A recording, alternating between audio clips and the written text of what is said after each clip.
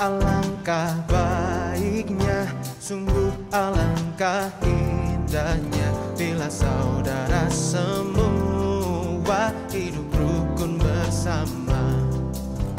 Sungguh alangkah baiknya, sungguh alangkah indahnya bila saudara semua hidup rukun bersama.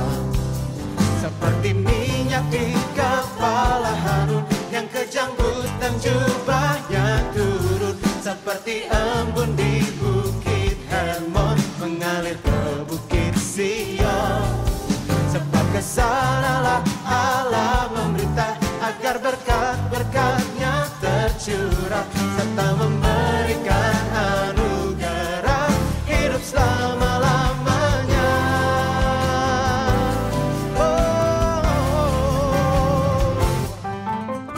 Sungguh alangkah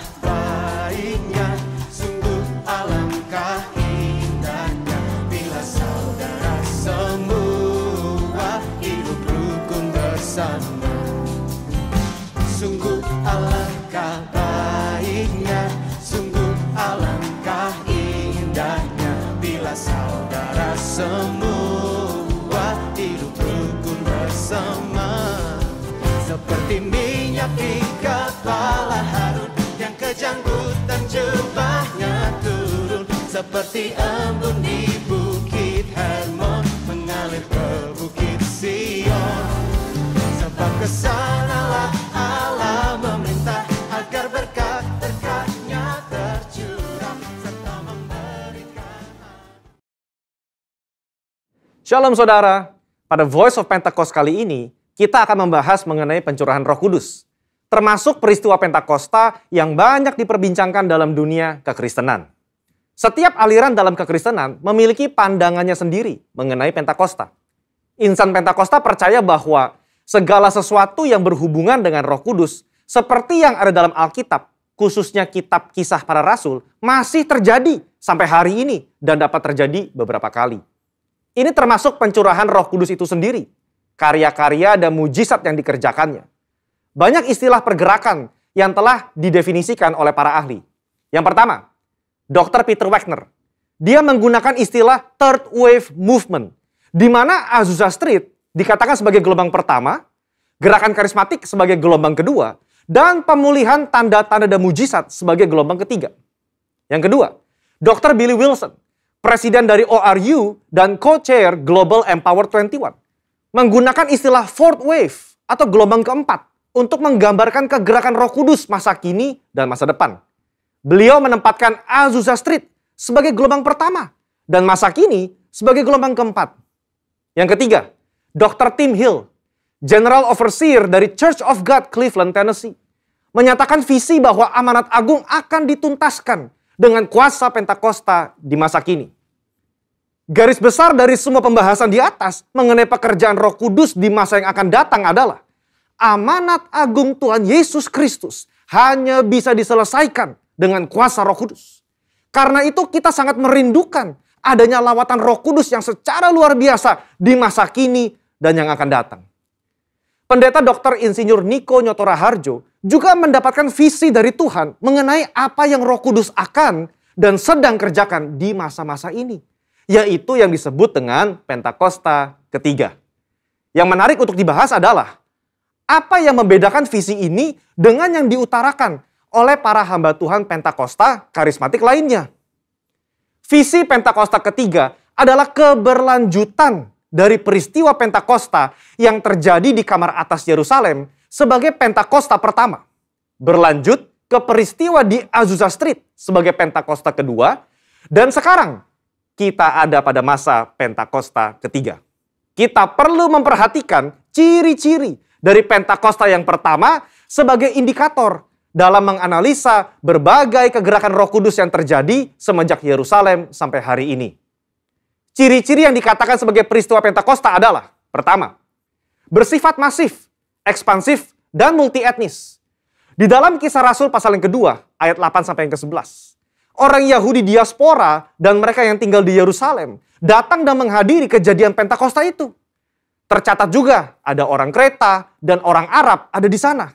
Saat pertobatan dan penuaian terjadi di Yerusalem, 3.000 orang bertobat dan gereja mula-mula pun bangkit. Yang kedua, penekanan terhadap bahasa roh atau glosolalia dan manifestasi kuasa Roh Kudus. Di dalam Kisah Rasul pasal 2 ayat yang keempat, ketika para murid dibaptis Roh Kudus, maka mereka mulai berkata-kata dengan bahasa-bahasa lain seperti yang diberikan Roh Kudus kepada mereka. Lukas menekankan apa yang terjadi dalam Kisah Rasul pasal yang kedua sebagai model untuk pencurahan Roh Kudus pada zaman itu dan juga zaman selanjutnya. Kita melihat ini di dalam Kisah Rasul pasal 10 ayat 46 dan 19 ayat yang ke-6. Kata glosais yang sama juga digunakan. Sepanjang kisah kitab Kisah Para Rasul, kita melihat bagaimana Roh Kudus menyertai kesaksian dan pemberitaan firman dengan tanda dan mujizat. Yang ketiga, memiliki korelasi langsung dengan penuntasan amanat agung. Ketika Petrus berkhotbah di depan orang-orang Yahudi dan penganut agama Yahudi itu, dia menutup dengan tantangan keselamatan dan 3.000 orang bertobat. Sejak itu, pemberitaan Injil merebak ke berbagai penjuru dunia. Berdasarkan ketiga ciri-ciri tersebut, maka kita dapat melihat apakah kegerakan-kegerakan tertentu dalam sejarah kekristenan dapat dikatakan sebagai peristiwa Pentakosta. Banyak kegerakan oleh Roh Kudus terjadi dalam sejarah kekristenan. Ada di Swedia, ada di Australia, Inggris, Jerman, dan lain-lain. Namun, kegerakan-kegerakan luar biasa tersebut hanya memenuhi 1 atau 2 dari 3 ciri-ciri peristiwa Pentakosta. Barulah peristiwa Azusa Street yang menunjukkan pemenuhan dari 3 ciri-ciri peristiwa Pentakosta tersebut. Jadi, ada satu perbedaan antara kegerakan dengan peristiwa Pentakosta. Di dalam satu kegerakan, Roh Kudus bergerak untuk satu maksud, tujuan, wilayah, dan bangsa tertentu. Namun dalam peristiwa Pentakosta, maka tujuannya adalah untuk memenuhi ketiga ciri-ciri yang ditunjukkannya melalui peristiwa Pentakosta pertama dan kedua. Bagaimana dengan Pentakosta ketiga? Visi ini disampaikan pertama kali di Empower 21 Kongres Asia 2013 dan kembali ditekankan pada Empower 21 Kongres Asia 2018. Pentakosta ketiga sudah diterima begitu luas oleh bangsa-bangsa. Pada saat itu tercatat ada 44 bangsa yang hadir untuk menerima dari Roh Kudus mengenai adanya Pentakosta kembali, yaitu Pentakosta ketiga. Dan mereka masing-masing membawa api itu kembali ke bangsa mereka sendiri. Pengakuan juga datang dari komunitas Kristen dari berbagai aliran kekristenan terhadap Pentakosta ketiga secara global. Sekarang, kita memahami apa yang menjadi kerinduan dari visi Pentakosta ketiga. Ini adalah kerinduan agar apa yang terjadi di Yerusalem pada awal abad pertama dan Azusa Street pada awal abad ke-20 terjadi lagi dengan lebih dahsyat dan besar sekarang. Gereja tidak lagi terpetak-petakan atas dasar suku atau wilayah. Umat Tuhan mengalami baptisan Roh Kudus dengan tanda awal berbahasa roh dan manifestasi kuasa Roh Kudus menyertai mereka sehingga dengan demikian amanat agung diselesaikan. Ini yang seharusnya menjadi visi dan kerinduan semua orang yang menyatakan dirinya sebagai murid Yesus Kristus. Saudara, untuk penjelasan lebih lengkapnya dari tim teologi kami, silakan buka link yang ada di atas atau scan QR Code yang tersedia. Salam integritas, Tuhan Yesus memberkati.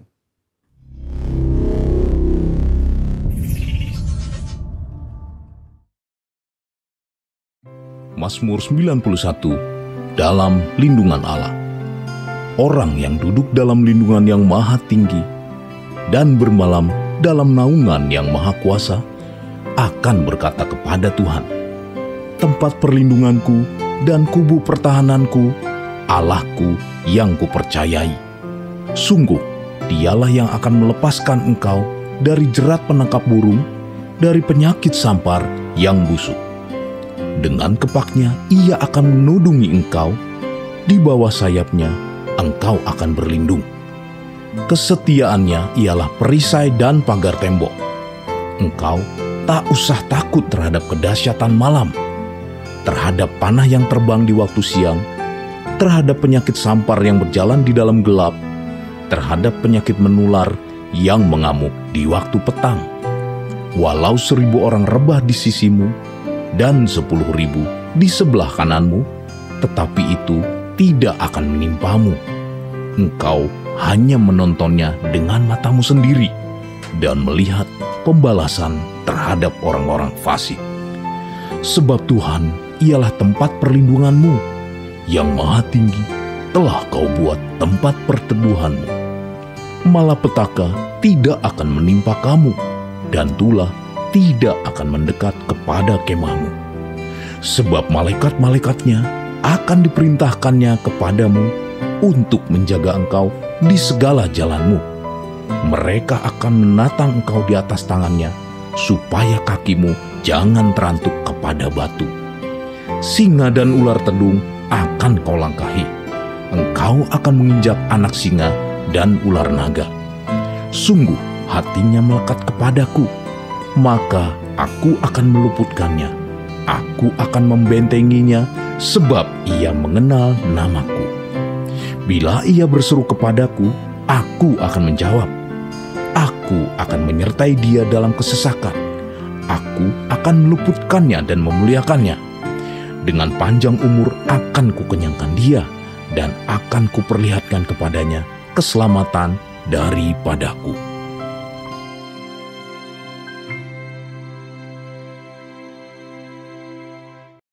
Haleluya. Salam saudara, selamat pagi. Kita bersyukur pagi hari ini kita kembali dalam ibadah online. Mari saudara, kita akan satukan hati kita. Kita akan naikkan doa syafaat bersama-sama pagi hari ini. Haleluya, haleluya. Urabaka sanda makuria mahasana makuria ba. Shikaralabuti karalhosialala. Urabata karalabasanda. Haleluya, haleluya. Kami bersyukur ya Tuhan untuk hari ini, untuk pagi ini Tuhan. Kami kembali dalam ibadah online. Terima kasih untuk pemeliharaanmu Tuhan, penjagaan, penyertaan, bahkan setiap berkat-berkat yang kau berikan ya Tuhan. Terima kasih ya Tuhan. Dan pagi hari ini kami mau satukan hati kami. Kami mau berdoa buat Indonesia ya Tuhan. Kami percaya Indonesia dalam tangan-Mu Tuhan. Indonesia dalam rencana-Mu ya Bapa. Dan kami tahu tidak ada satu pun rancangan Tuhan yang gagal buat bangsa kami. Setiap apa yang kau rancangkan itu sedang kau genapi buat Indonesia. Indonesia pasti pulih. Indonesia pasti sembuh. Indonesia pasti diberkati dalam nama Yesus. Bahkan untuk janjimu Pentakosta ketiga, Tuhan kami percaya hari-hari ini Pentakosta ketiga sedang dicurahkan melawat Indonesia ya Tuhan. Karena Pentakosta ketiga lahir di Indonesia dan akan bergerak ke bangsa-bangsa. Kami akan melihat tuaian yang terbesar dan terakhir sebelum Tuhan Yesus datang kembali melawat Indonesia ya Tuhan. Bahkan setiap anak-anak muda mereka akan dipenuhi Roh Kudus, cinta mati-matian pada Tuhan Yesus, tidak kompromi dengan dosa dan akan bergerak memenangkan jiwa. Itu akan terjadi atas Indonesia ya Tuhan. Bahkan gerejamu diberikan kuasa untuk menyelesaikan amanat agung. Dan setelah itu Tuhan Yesus datang kembali. Bapak kami bersyukur ya Tuhan. Kami bawa pemerintahan Pak Jokowi pagi ini Tuhan. Kami serahkan di dalam tangan Tuhan. Lawat ya Tuhan. Berikan roh hikmah dan takut akan Engkau. Tuntun Pak pemerintahan Pak Jokowi hari-hari. Apa yang harus dikerjakan Tuhan. Apa yang harus dilakukan ya Tuhan. Tuntun ya Tuhan. Kami percaya ya Tuhan. Lewat pemerintahan Pak Jokowi Indonesia pulih. Lewat pemerintahan Pak Jokowi Indonesia diberkati oleh Tuhan di dalam nama Yesus.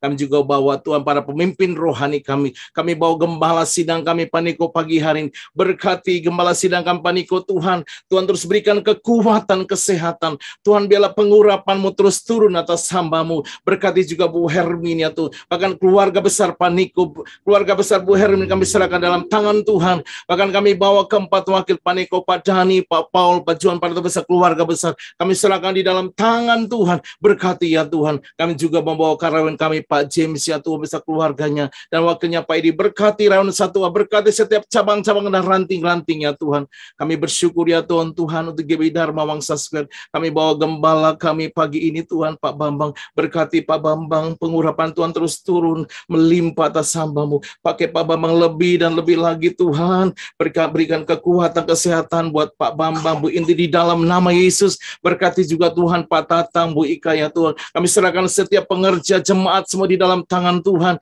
Kami percaya gerejamu ada dalam tangan-Mu, gerejamu ada dalam rencana-Mu. Kami bersyukur Tuhan untuk pagi hari ini Tuhan, hamba-Mu Pak Petra, Pak Pendeta Petra akan membagikan firman-Mu. Kami percaya firman-Mu tidak akan kembali dengan sia-sia. Firman-Mu akan membuat kami yang lemah menjadi kuat, kami yang sakit disembuhkan, kami yang butuh jalan keluar. Tuhan, Kau berikan jalan keluar. Biarlah pengurapan Tuhan turun atas Pak Petra. Bapak, terima kasih, kami serahkan ibadah kami pagi di dalam satu nama, di dalam nama Yesus. Mari Bapak Ibu, mari kita sama-sama katakan amin, haleluya. Tuhan Yesus memberkati. Puji nama Tuhan, Shalom Bapak Ibu Saudara, jumpa lagi dalam ibadah online GBI Dharma Wangsa Square. Dan mati segala kebaikan Tuhan dalam hidup kita Saudara, dan pastikan kita tetap terus ada dalam hadirat Tuhan. Puji nama Tuhan. Dan untuk mempersiapkan segala sesuatunya Saudara, sebelumnya mari kita berdoa. Kita bawa hati kita di hadapan Tuhan dengan ucapan syukur kita kepada Tuhan. Biarlah kami terus memandang kepadamu ya Tuhan, dan membawa hidup kami ya Tuhan Yesus di hadapan Tuhan, supaya hidup kami hanya memandang kepada Tuhan. Di atas segala hal yang kami lihat di dunia ini, mata kami tertuju kepadamu ya Tuhan. Melihat kebesaran-Mu dalam hidup kami yang jauh lebih besar dari segala masalah yang ada dalam hidup kami.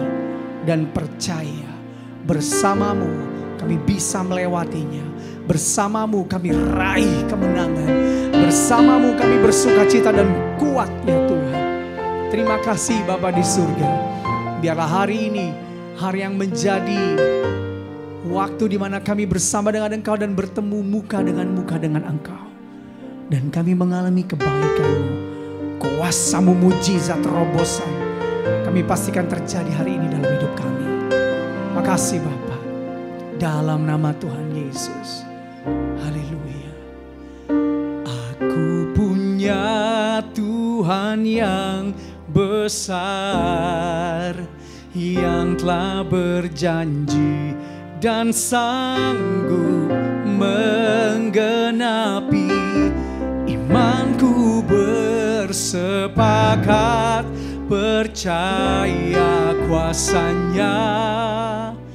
Ku terima sekarang kemenangan dari-Mu. Katakan dengan iman ya saudara. Ku hidup karena percaya Kau yang berjanji setia.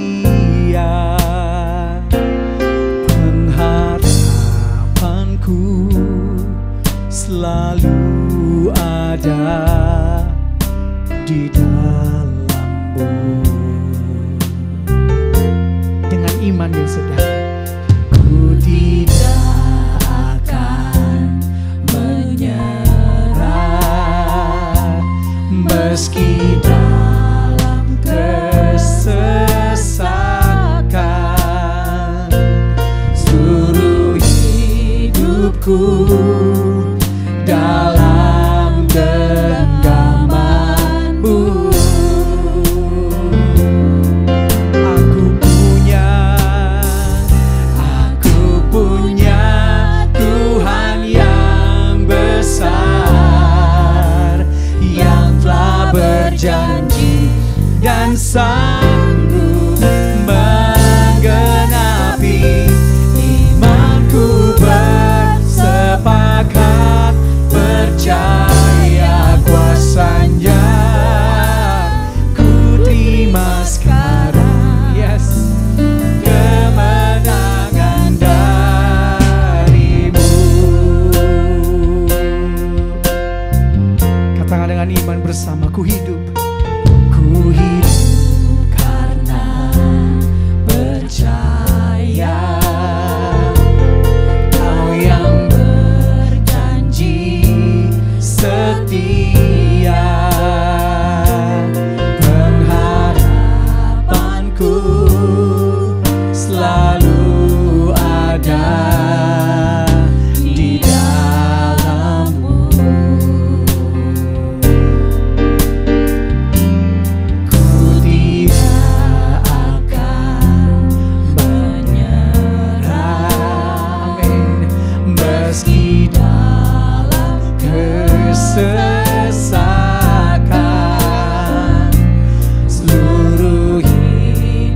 aku dalam genggaman-Mu. Oh, aku punya Tuhan yang besar, yang telah berjanji dan sanggup menggenapi. Imanku bersepakat percaya kuasa-Nya. Ku terima sekarang, amin, kemenangan dari. Oh, aku punya Tuhan yang besar, yang telah berjanji dan sanggup menggenapi. Imanku bersepakat percaya kuasa-Nya. Ku terima sekarang, amin, kemenangan dari-Mu.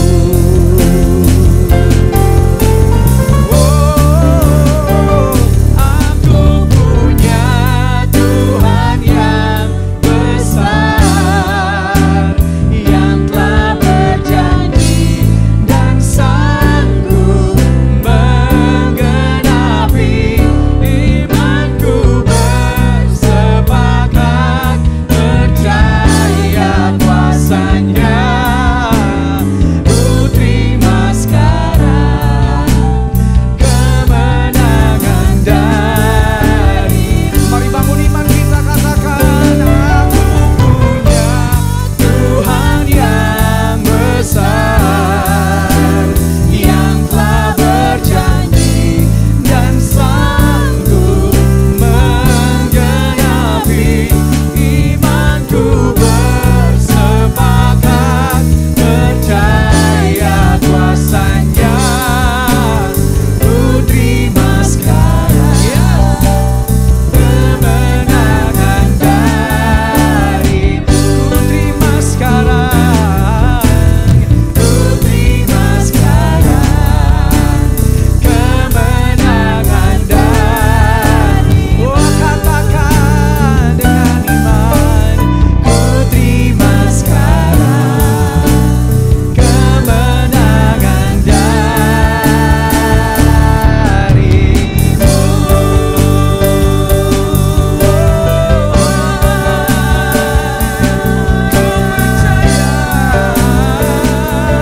Ku andalkan Engkau Tuhan, tiada yang lain, Allah yang maha besar.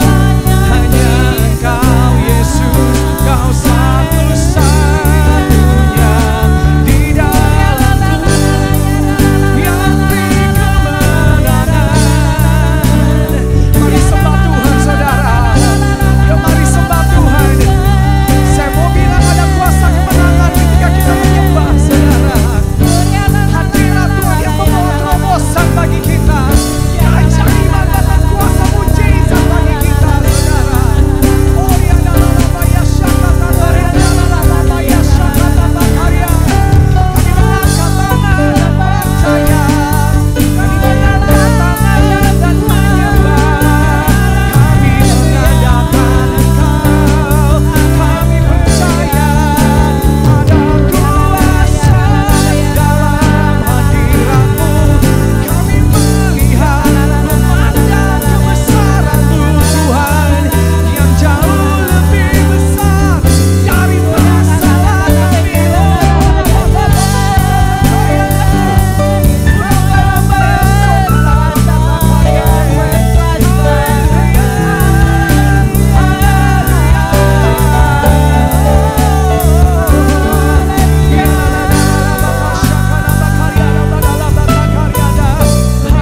Kau satu-satunya.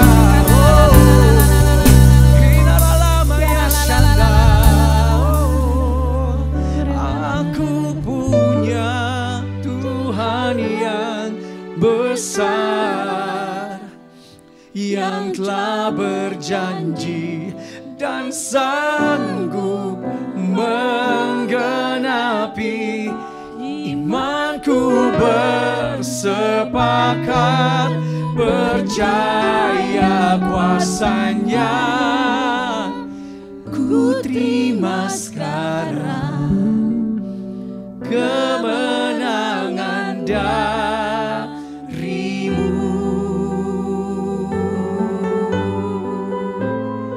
Oh, satu-satunya yang ku andalkan, satu-satunya yang ku percaya. Engkau sumber kekuatan, sumber pengharapan, sumber kami terima Tuhan, kami terima, kami terima. Satu-satunya yang ku andalkan. Dengan iman ya saudara, satu-satunya yang ku percaya. Kami terima sekarang Tuhan. Engkau Tuhan memberkati, Tuhan penyembuhku, Tuhan pemulihku. Engkau Tuhan terima sekarang saudara. Tuhan jangan ragu, jangan ragu. Tuhan gak pernah ragu untuk memberkati kita. Engkau Tuhan memberkati, Tuhan penyembuhku, Tuhan pemulihku.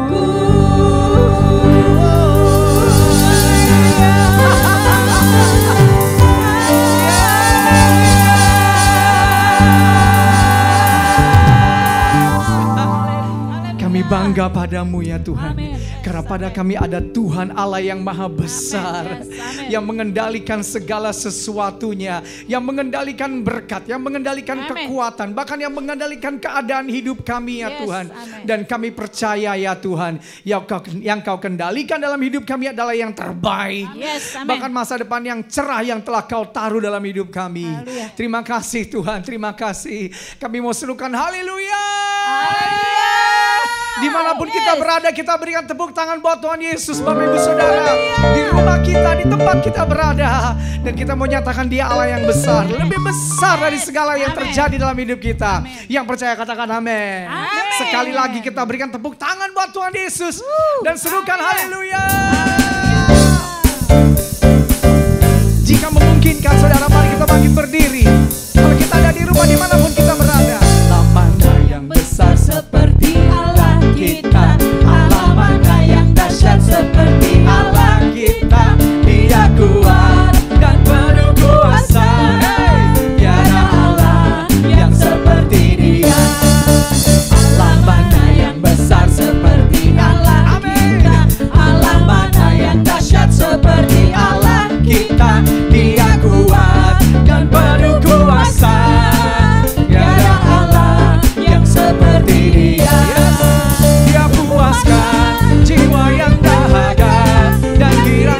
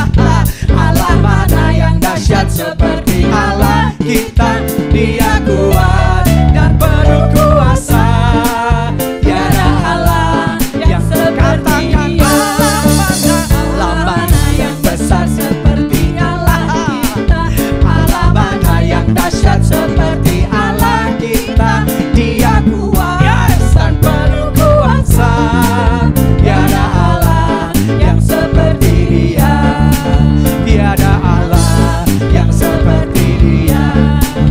Tiada Allah yang seperti Dia.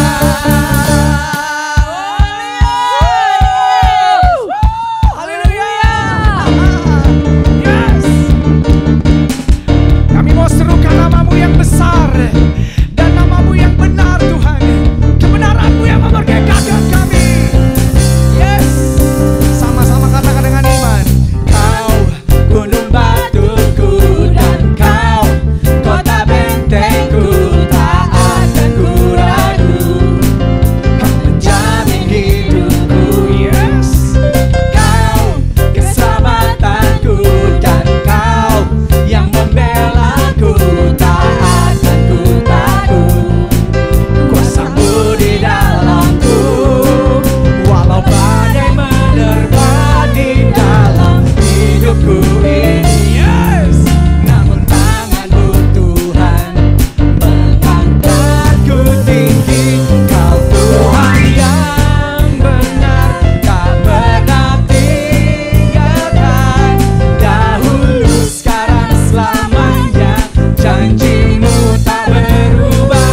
Kau Alfa dan Omega, awal dan akhir. Semesta alam memuja Engkau Tuhan yang benar.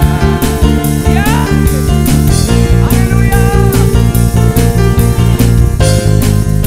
Sama-sama katakan dengan iman ya. Yes. Walau badai menerpa di dalam hidupku dengan iman, namun tangan-Mu Tuhan mengangkatku tinggi. Kau Tuhan yang benar, tak pernah tinggalkan. Dahulu, sekarang, selamanya, janji-Mu tak berubah. Kau Alfa dan Omega, awal dan akhir. Semesta alam memuja Engkau Tuhan yang benar. Semesta alam memuja, semesta alam memuja, semesta alam memuja Engkau Tuhan yang benar. Yes.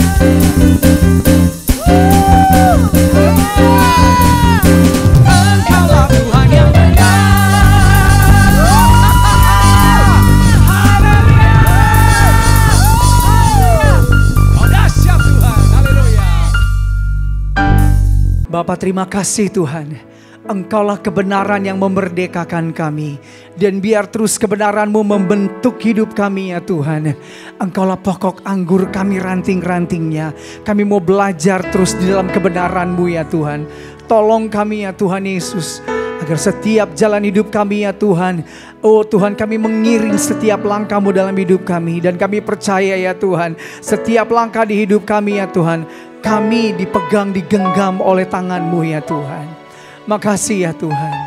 Terima kasih Tuhan Yesus. Oh terima kasih Tuhan. Terima kasih Tuhan Yesus. Terima kasih Tuhan. Terima kasih Tuhan Yesus. Terima kasih Tuhan. Terima kasih. Terima kasih Tuhan. Pegang tangan kami Tuhan. Mengiring-Mu seumur hidupku, masuk dalam rencana-Mu Bapa. Pikiranku, kehendakku, ku serahkan padamu. Harapanku hanya di dalam-Mu. Ku kan teguh bersama-Mu Tuhan. Jadikan ku bejana-Mu untuk memuliakan-Mu. Oh, mengiring-Mu seumur Ku masuk dalam rencanamu Bapa. Pikiranku, kehendakku, ku serahkan padamu. Harapanku hanya di dalam-Mu. Ku kan teguh bersama-Mu Tuhan. Jadikan ku bejana-Mu, yes Tuhan, untuk memuliakan-Mu.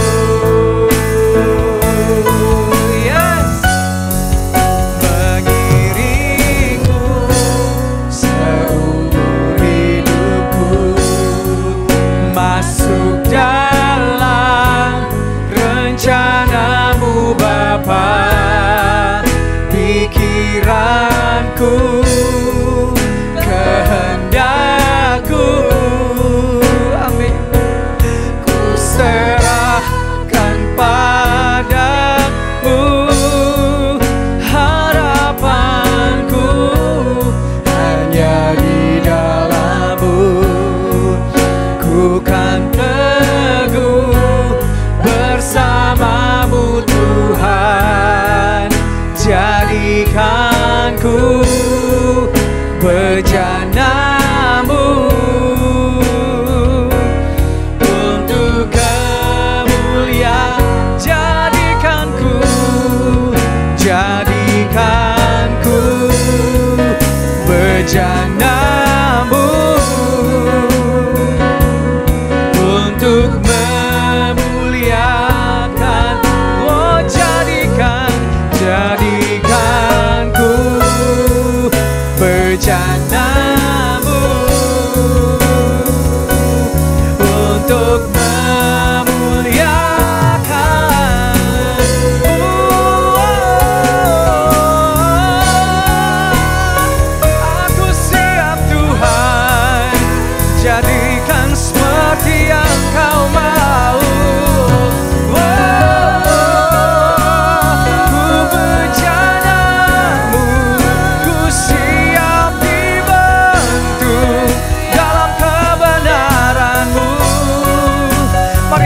Tuhan ya saudara, sembah dalam roh dan kebenaran, dalam roh dan kebenaran yang memerdekakan kita, yang menguatkan kita.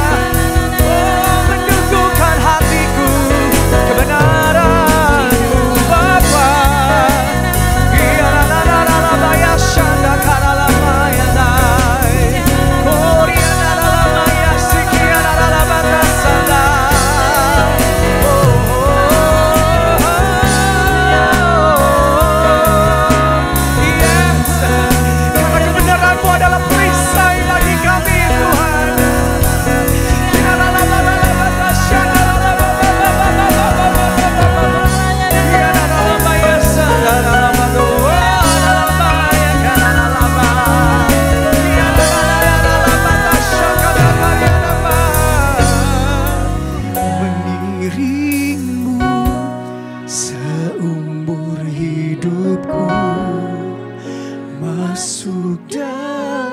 Siapkan hati kita saudara,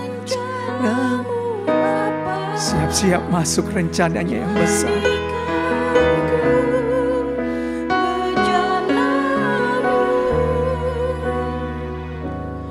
Untuk memuliakan-Mu,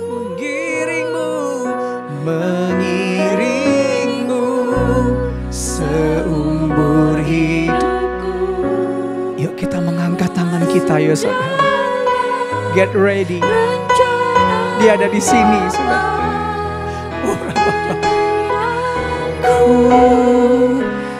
Kehendakku Tuhan Yesus, serahkan padamu.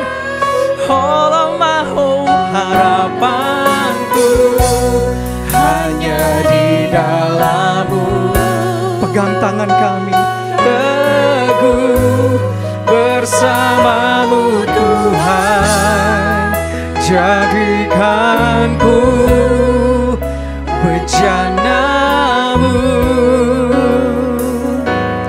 untuk kemuliaan. Sekali lagi. Saudara dari jemaat GBI Dharma Wangsa, saya yakin dan percaya bahwa saudara juga siap diberkati Tuhan lewat firman Tuhan pada hari ini. Tema kita bicara tentang kita hidup bukan lagi kita hidup sendiri, tetapi ada Kristus yang hidup bersama dengan kita. Nah, sebelum kita memulainya, mari kita bersatu dalam doa. Bapa, terima kasih untuk hari ini. Kami bersyukur untuk kebaikan-Mu. Setiap kami yang mengikuti ibadah online pada hari ini, dimanapun kami berada, dalam kondisi apapun kami membuka hati kami, pikiran kami seluruhnya pada Tuhan. Sehingga sungguh-sungguh firman-Mu pada hari ini memberkati setiap kami masing-masing. Berbicaralah bagi kami masing-masing. Di dalam nama Tuhan Yesus Kristus, kami berdoa dan mengucap syukur. Haleluya. Amin. Nah, Ibu, Bapak, Saudara sekalian, tema saya tadi sudah saya sampaikan bahwa hidupku bukan lagi aku sendiri, tetapi Kristus yang hidup di dalam aku. Di dalam Galatia pasal yang kedua, ayat yang ke-20 firman Tuhan bilang begini. Kalau lihat perikop ini bicara tentang yang terutama juga untuk orang Kristen keturunan Yahudi. Oke, saya akan bacakan ayat 20. Namun aku hidup, tetapi bukan lagi aku sendiri yang hidup, melainkan Kristus yang hidup di dalam aku. Dan hidupku yang kuhidupi sekarang di dalam daging adalah hidup oleh iman dalam Anak Allah yang telah mengasihi aku dan menyerahkan dirinya untuk aku. Begini saudara, ada bagian penting yang saya mau sampaikan. Kalau Paulus mengatakan kepada jemaat di Galatia tadi, bahwa kalau aku hidup bukan lagi aku sendiri, melainkan Kristus yang hidup di dalam aku. Nah, ya, poin yang pertama yang saya mau sampaikan bagi kita semua adalah setiap orang punya masa lalu. Nah, sebelum dia hidup di dalam Kristus, maka dia hidup di dalam dunia. Nah, itikat dunia itu atau dunia itu selalu bicara tentang iblis. Jadi perseteruan Allah itu adalah iblis. Jadi kalau kita tidak hidup di dalam Kristus, maka kita hidup di dalam kuasa lain. Nah, kalau kita hidup dalam kuasa lain, selalu menawarkan sesuatu yang indah di saat pertama, tetapi tumbalnya selalu ada di kemudian hari. Nah, pertanyaannya adalah bagi kita pada hari ini, karena kita tahu ini adalah masuk dalam bulan-bulan yang kita tahu bahwa ini akhir dari tahun 2021. Tidak mudah juga, tetapi hari ini saya mau sampaikan bagi kita semua bahwa kalau kita hidup di luar Kristus, yang kita dapatkan adalah kekhawatiran, ketakutan, kecemasan, hidup tanpa tujuan, hidup tanpa arah, kayak kita tidak punya pegangan hidup yang kuat. Pak, tapi saya sudah dalam Tuhan, tapi saya juga mengalami hal demikian. Itu berarti memang ada masalah. Masalah kepercayaan kita pada Tuhan tidak sepenuhnya. Nah, ini yang harus menjadi koreksian bagi kita. Nah, kalau kita hidup di dalam dunia, maka enak di awal, nggak enak di akhir. Maka ketika Paulus berkata, namun aku hidup tetapi bukan lagi aku sendiri yang hidup, melainkan Kristus yang hidup di dalam aku.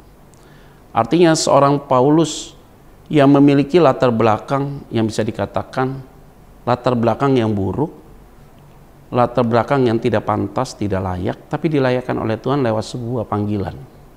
Pertobatan yang luar biasa yang dialami oleh seorang Saulus berubah menjadi Paulus.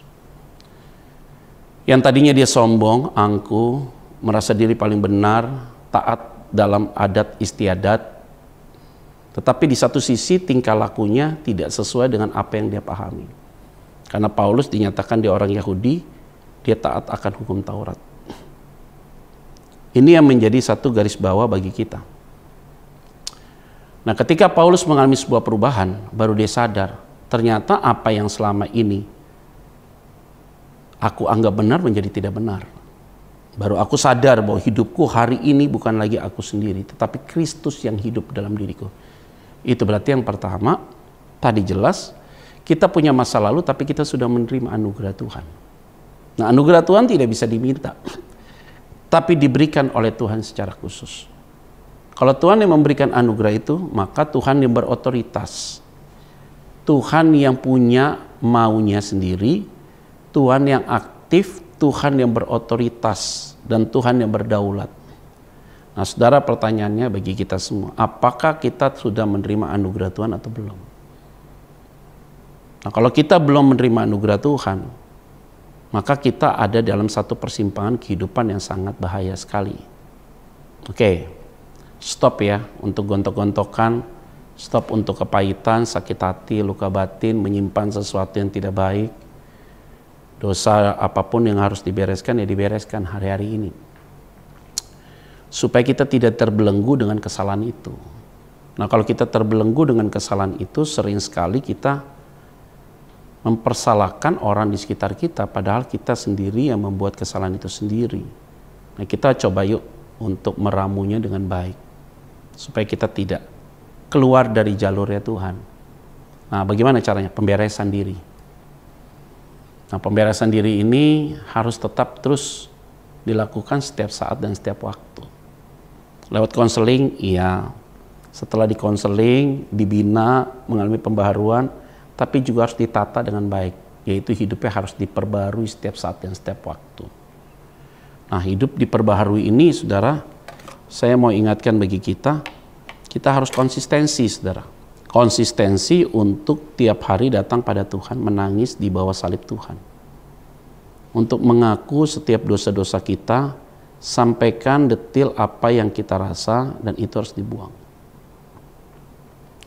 Nah, ketika kita sampaikan sesuatu yang detil, dan kita sampaikan itu dengan terbuka, dan kita mau berubah, maka kita akan menjadi ciptaan yang baru. Oke, kalau begitu bagaimana? Pak, saya sudah melayani Tuhan. Tunggu dulu. Karena orang yang sudah melayani Tuhan tidak otomatis hidup di dalam Tuhan. Kenapa? Karena melayani Tuhan itu kan kelihatan di ruang publik, di ruang rohani. Masalah dia hidup dalam Tuhan itu kan personal. Banyak orang yang melayani Tuhan belum tentu hidup di dalam Tuhan. Kenapa demikian? Karena melayani Tuhan karena tujuannya dunia, untuk dapat something, dipuji, mengambil panggung rohani supaya orang tahu bahwa kita adalah orang yang rohani. Nah, itu adalah orang-orang yang melayani Tuhan tapi tidak hidup dalam Tuhan. Tapi kalau orang yang rohani hidup di dalam Tuhan dan dia melayani Tuhan, beda. Dia tidak ambil panggung rohani itu sebagai ruang untuk show off, pembenaran diri, tetapi dia ambil bagian pelayanan itu adalah ucapan syukur pada Tuhan. Dan ketika dia sudah mengalami Tuhan dalam melayani Tuhan itu, maka dia tidak mengambil sebuah keuntungan. Dia tidak mau memperkaya diri dengan pelayanan itu. Dia tidak mau bersikap curang dalam banyak hal. Dia tidak mau menyembunyikan sesuatu yang gak benar dan menutupinya di ruang pelayanan. Nah, itu yang baik. Itu berarti orang ini adalah orang yang hidup dalam Tuhan. Maka orang yang hidup dalam Tuhan, yang sudah mengalami Tuhan, maka orang itu adalah orang yang sudah menerima anugerah Tuhan. Jadi kita ingat baik-baik, jemaat Tuhan dimanapun engkau berada, nggak perlu dikte Tuhan. Tuhan sudah terlalu pintar, melebihi dari apa yang ada dalam pikiran kita. Dan dia tidak bisa dibohongi, karena dia adalah Tuhan yang tahu apa yang sebenarnya terjadi dalam hidup kita. Biar dia yang mengatur saudara dan saya, dia mengatur ritme hidup kita, jantung kita, organ tubuh kita dijaga oleh Tuhan. Jadi Paulus benar katakan, namun aku hidup, tetapi bukan lagi aku sendiri yang hidup, melainkan Kristus yang hidup di dalam aku. Nah, ini penting. Poin kedua. Dan hidupku yang kuhidupi sekarang di dalam daging, nah di dalam daging nih, adalah hidup oleh iman dalam Anak Allah yang telah mengasihi aku. Jadi ungkapan ini adalah ungkapan kejujuran. Kita masih hidup di dalam daging, masih ada keinginan, masih ada nafsu dan segala macam. Maka muncul kadang-kadang yang muncul ada rasa ingin begini, ingin begini, ingin begini, ingin begini, ingin begini. Nah, di dalam pernyataan Paulus kepada jemaat di Galatia, dia mau kasih tahu ada sebuah kejujuran. Bahwa hidup yang aku hidupi di dalam daging ini, kata dia, adalah hidup oleh iman dalam anak Allah yang telah mengasihi aku. Maka poin yang kedua, yang pertama tadi, bahwa kita punya masa lalu dan kita sudah menerima anugerah Tuhan. Yang kedua adalah jujur. Bahwa hidup kita tidak mungkin sempurna. Tetapi dalam hidup kita daging ini, ketika kita hidup di dalam kedagingan, hidup di dalam daging manusia, ini kan natur ya saudara ya. Jadi daging ini adalah natur saudara. Masih ada keinginan nih kita nih ya. Nah tetapi Paulus katakan, kita ini sudah hidup di dalam iman kepada Kristus yang telah mengasihi aku. Itu yang membuat kita ada dalam track Tuhan yang benar. Kalau kita sadar bahwa kita daging, itu berarti kita lemah. Tapi ketika kita sadar kalau kita daging, tapi kita hidup di dalam iman kepada Kristus, maka kita yang lemah ini menjadi kuat. Kenapa kita kuat? Karena kita punya iman kepada Kristus. Yang tadi mau marah nggak jadi marah. Yang tadinya nafsu menjadi tidak nafsu, artinya tanda kutip nafsu yang salah, yang melampaui batas. Yang tadinya egois menjadi tidak egois, yang tadinya iri menjadi tidak iri, yang tadinya sering cemburu menjadi tidak cemburu, yang tadinya ingin memegahkan diri menjadi tidak memegahkan diri. Kenapa? Karena daging ini lemah, roh ini penurut. Karena kita hidup di dalam daging, ya itu naturnya begitu. Tetapi iman kita kepada Kristus yang telah mengasihi kita. Nah saudara-saudara yang saya kasih di dalam nama Tuhan Kristus, kehidupan grafik orang Kristen itu tidak begini saudara. Nggak begini. Ada juga dia naik, dia turun. Dia naik, dia turun. Dia naik, dia turun. Tapi trennya progresif gitu. Ada begitu. Nah ketika dia naik, dia turun, Roh Kudus ingatkan dia untuk bangkit. Naik lagi dia. Nah, bisa jatuh dia, bangkit. Kenapa dia bisa jatuh? Karena daging ini lemah. Itu berarti saudara bisa jatuh dalam dosa, saudara bisa buat kesalahan, saudara bisa buat pelanggaran. Nah, tapi ketika kita jatuh di dalam dosa, kita tidak tergeletak dalam Mazmur 37. Apabila engkau jatuh, tidak sampai tergeletak. Karena ada tangan Tuhan yang kuat menopang saudara. Nah, karena ada tangan Tuhan yang menopang saudara, sehingga engkau tidak jatuh tergeletak. Dia yang menegakkan engkau, dia yang menguatkan engkau, dia meneguhkan engkau. Bagaimana caranya Tuhan itu membuat kita tidak jatuh tergeletak? Ya Roh Kudus yang ada dalam hati kita. Roh Kudus itulah yang memampukan kita sampai hari ini untuk kita tetap kuat. Nah, iman kepada Kristus yang mengasihi kita adalah iman, bukan iman yang kosong. Oh, saya hanya percaya doang. Enggak.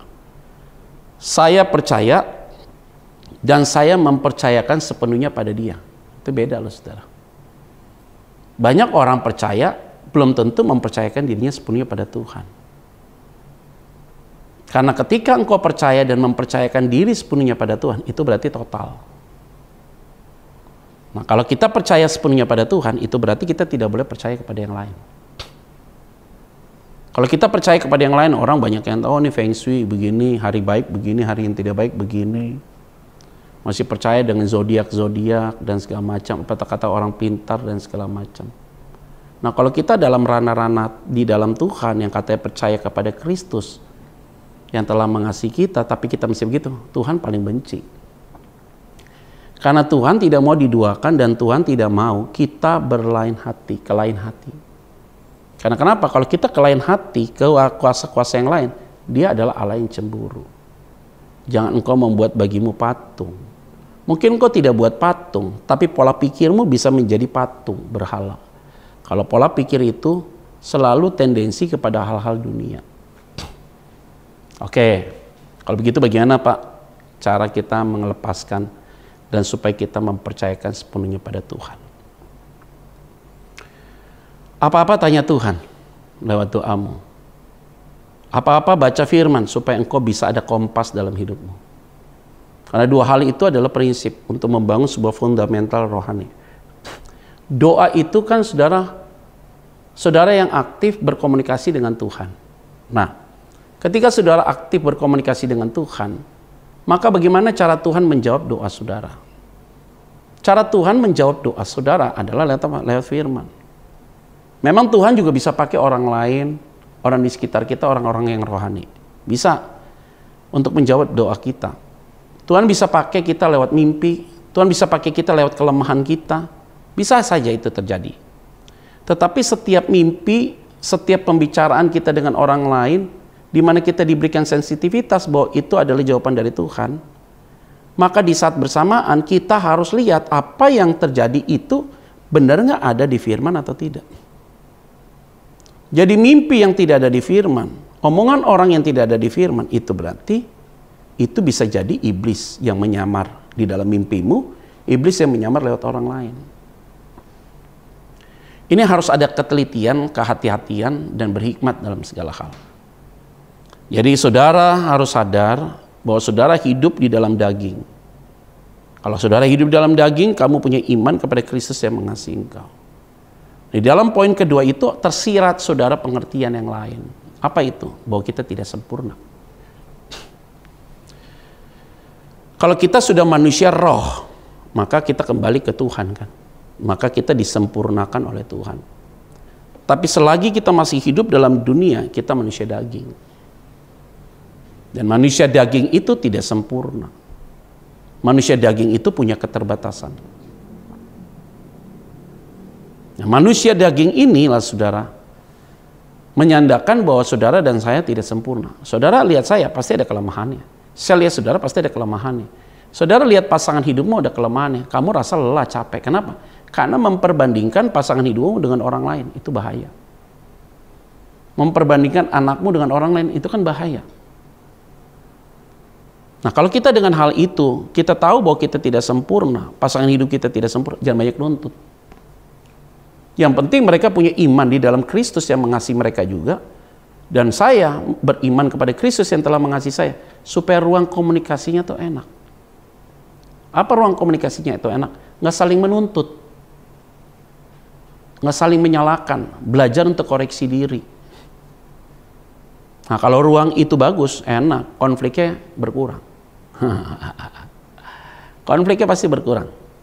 Jadi jemaat Tuhan dimanapun kita berada dan kita yang mengikuti ibadah online begini kan lebih rileks saudara. Kalau kita tahu sama-sama tahu udahlah saling ngerti aja lah, cincai aja gitu loh. Mana ada sih rumah tangga yang tidak punya konflik. Kalau awal nikah juga kita pernah konflik lah dalam rumah tangga biasa gitu. Ya gampang aja saudara. Kalau istri lagi ngegas kita rem. Suami ngegas istri ya rem. Kalau dua-duanya ngegas ya pasti ujungnya pengadilan. Terus nanti waktu di pengadilan cerai, dibilang ini kesalahan suami saya. Enggak mungkin lah. Kalau udah sampai pengadilan perceraian, maka kesalahannya dua-duanya. Karena tidak mungkin hakim mengambil keputusan tanpa kesepakatan mereka berdua. Enggak mungkin hakim mengambil keputusan sepihak. Maka ada ruang mediasi kan. Nah, ini yang menjadi penting bagi kita. Kalau kita punya iman kepada Kristus yang begitu kuat, itu berarti kita melihat bahwa pintu yang baja pasti dibuka oleh Tuhan. Orang firman Tuhan bilang kok, kalau imanmu saja sebesar biji sesawi, engkau bisa pindahkan gunung itu. Pertanyaannya, apa manfaatnya gunung dipindahkan? Nggak ada manfaatnya. Misalnya kita berdoa supaya puncak pindah ke Ancol, mana ada manfaatnya? Nggak ada manfaatnya. Apa manfaatnya? Nggak ada. Tapi mau dikasih tahu, kalau imanmu sebesar biji sesawi saja, yang nggak mungkin jadi mungkin. Yang orang bilang ini tidak masuk akal, jadi masuk akal. Karena kenapa? Imanmu kepada Kristus kuat. Nah, saudara-saudara yang saya kasih di dalam nama Tuhan Kristus, kalau kita hari ini hidup dan kita tidak lagi sendiri hidup, karena kita hidup karena ada Kristus dalam hidup kita. Dan yang kedua, bahwa hidup yang kita dengan daging ini, tapi iman kita kepada Kristus yang telah mengasihi kita, kualitas rohani kita beda. Itu apa? Memandang segala sesuatu selalu dengan kacamata yang positif. Masih ingat dengan Yusuf nggak? Iya, dijual sama saudaranya, dilempar ke sumur, dituduh berzina sama tante Potifar.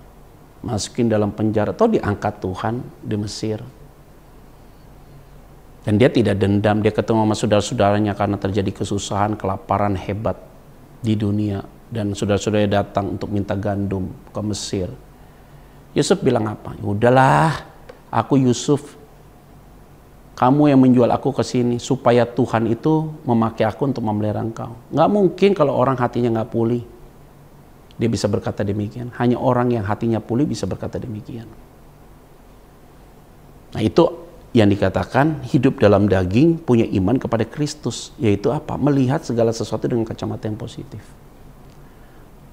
Pak pendeta nggak sadar sih Pak, nggak pernah ngalami apa yang saya alami. Kenapa Bu? Apa Pak? Apa? Coba cerita sama saya. Mungkin sudah bilang, aduh Pak, saya waktu masih kecil, saya ini orang yang dimarginalkan dalam keluarga, orang yang tidak disayang dibanding anak-anak yang lain. Ya terus kenapa? Itu masa lalu. Toh hari ini ibu diberkati. Toh hari ini suami, bapak diberkati. Kenapa harus repot? Mikirkan sesuatu yang sudah usang, dibawa sampai hari ini. Capek nggak? Capek. Kenapa kita berputar-putar dengan cerita itu terus? Kalau kita berputar-putar dengan cerita itu terus, itu berarti ada masalah dengan diri kita. Nah ini yang baik bagi kita semua supaya kita itu tidak salah dalam banyak hal. Oke, itu berarti hidup yang kuhidupi dalam daging ini adalah hidup karena iman kepada Kristus yang telah mengasihi aku. Apa itu artinya? Kalau benar-benar imanmu melekat kepada pribadi yang telah mengasihi engkau, maka tersirat kalimat berikutnya adalah kamu harus mengasihi dia dengan total. Mengasihi dia adalah taat dengan perintahnya, ikuti aturan mainnya. Memang susah, tapi belajar. Ketika kita belajar untuk taat dengan firman-Nya dan kita mau melakukannya dalam kehidupan kita tiap-tiap hari, saya yakin kok saudara, engkau akan diberkati oleh Tuhan. Jadi saudara-saudara yang saya kasih di dalam nama Tuhan Kristus, jemaat Tuhan yang saya kasihi, ingat ya baik-baik, tidak akan pernah orang yang mengasihi Tuhan dengan sepenuhnya ditinggalkan Tuhan. Karena orang benar, engkau akan melihat anakmu tidak akan pernah duduk minta-minta roti. Tidak pernah orang yang sungguh-sungguh mengasihi Tuhan hidupnya keteteleran. Keteteleran itu apa ya? Terleler gitu, diabaikan, dibuang, disisihkan. Tidak. Justru orang yang mengasihi Tuhan, hidupnya diperhatikan Tuhan melebihi dari orang dunia. Ya, tidak akan pernah Tuhan tutup mata dengan saudara. Dia akan buka matanya jelas buat engkau. Dan telinganya tidak pernah ditutup untuk dengarkan seruanmu. Telinganya akan dibuka dengan lebar. Dan telinganya akan dipertajam untuk mendengarkan seruan saudara. Dan hari ini, jemaat Tuhan, dimanapun engkau ada dan mengikuti ibadah online, harus tetap yakin, optimis. Bahwa kita hidup hari ini tidak lagi sendiri. Tapi Kristus, even hari ini saudara sebagai single parents, saudara sebagai anak gadis yang tidak ambil keputusan untuk menikah, saudara laki-laki yang tidak ambil keputusan untuk menikah, hari ini engkau yakin bahwa hidupmu adalah di dalam Kristus, yang lain tidak.